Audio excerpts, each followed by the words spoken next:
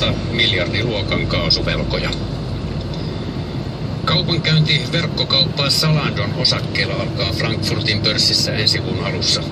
Kyseessä on yksi Saksan suurimmista pörssilistauksista vuosiin. Zalandon osakkeiden hinnan uskotaan asettuvan 18–22,5 euroon.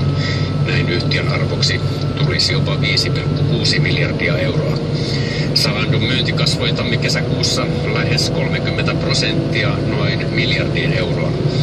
Vuonna 2008 perustettu Zalando on Euroopan suurin verkossa toimiva muotikauppa. Yhtiö toimii myös Suomessa. Jääkiekkoilija Teemu Selänne uskoo uransa kaukalossa olevan ohi. Selänne puolusteli lopettamista Radionovan Enkoske Linnanahde Kruun haastattelussa perhesyillä. Aivan ehdoton Selänne lopettamisestaan ei kuitenkaan ole.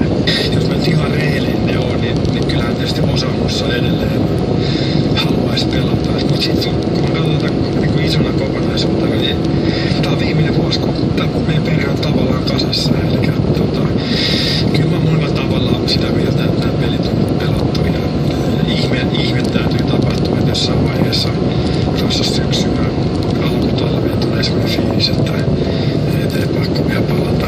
Selänne on parhaillaan Suomessa markkinoimassa tänään ilmestyvää elämäkertakirjaansa.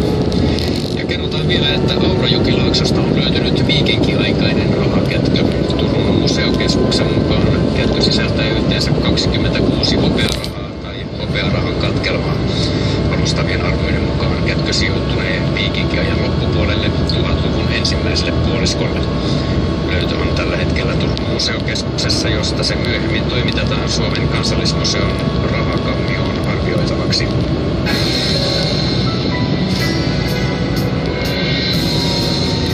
Sääennuste kertoo, että sää jatkuu huomenna maan etelä- ja keskiosassa pohjoisena. Pilvisyys on vaihtelevaa. Pohjoisessa on enimmäkseen pilvistä ja heikkoja sateitakin on luvassa. Päivälämpötila on huomenna pääosin 14–18. Pohjoisessa 6